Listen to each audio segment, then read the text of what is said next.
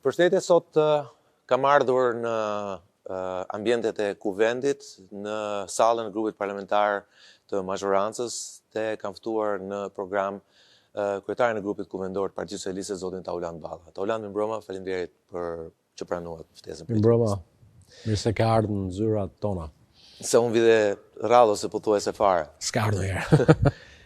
Megjithatë, ky është një moment i rëndësishëm politik.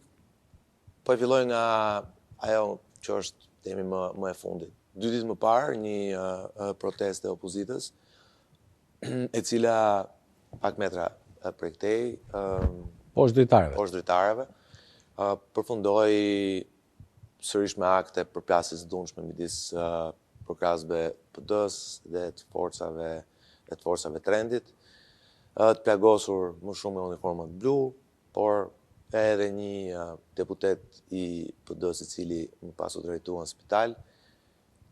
Për herë të parë pash që pati një reagim politik ju i pari, ndërkohë që protesta vazhdonte, në fakt, dhe më pas ministri e punëve të brendshme zonja Koçiu.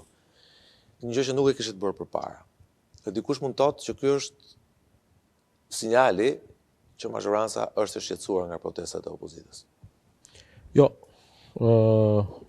edhe në një protestë më përparshme është ka reaguar kryeministri. Unë apo drejtues tjerë të grupit parlamentar ti marrim me radhë. E para, e drejta për protestuar në Shqipëri prej 1990-s e këtej është një drejtë e sankcionuar dhe mbrojtur në kushtetutë. Dhe po në kushtetutë dhe po në ligj është edhe detyrimi i gjithë atyre që marrin përsipër organizojnë protesta dhe detyrimi i çdo qytetarit të Republikës së Shqipërisë që të mos guxojë të ngrejë dorë kundër punonjësve të policisë së shtetit. Për aq kohë sa shërbeva si ministri i brendshëm, pavarësisht se kam ndryshuar pozicion, jam i bindur se kush ngrehet dorë, kush godet një punonjës policie, duhet bërë shembull. Dhe thirrja ime përmes ekranit tuaj Sokol është për prokurorinë. Prokuroria ankohet shpesh për policinë e shtetit, e kam dëgjuar që thonë. Prokuroria ka testin e vet moral, nëse do, që në rastin fjalë të gjitha ata persona të cilët tani më e kanë kthyer në një rrugë, kemi një protestë pas pak ditësh pushim dati 20.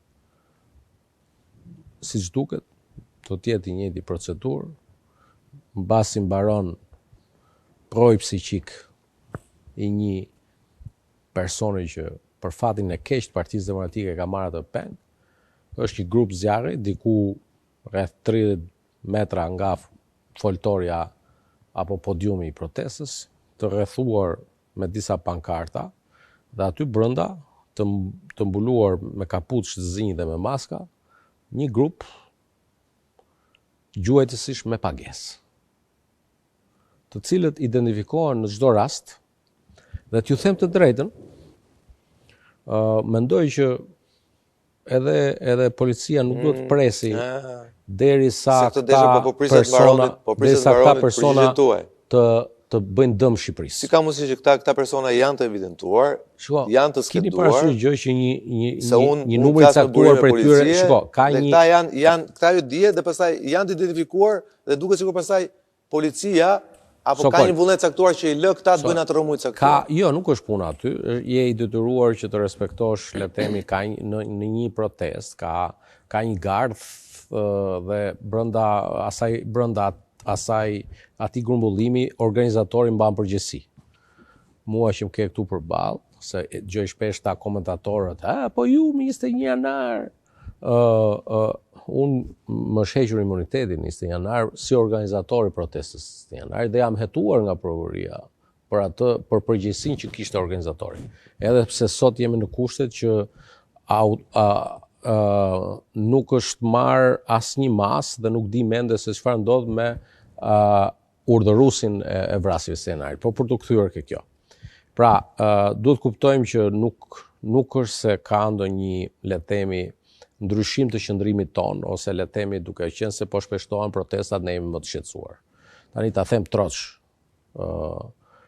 ne nuk kemi asgjë për të humbur në këto kushte të këtyre protestave. Shqipëria natyrshëm që është ajo që e vuan. Unë jam i huaj, kam zgjedhur Tiranën për të pushuar edhe në shkurt, dhe kur dal nga Rogner i shoh një kaos, por ajo që është më e rënda në gjithë këtë histori është fakti që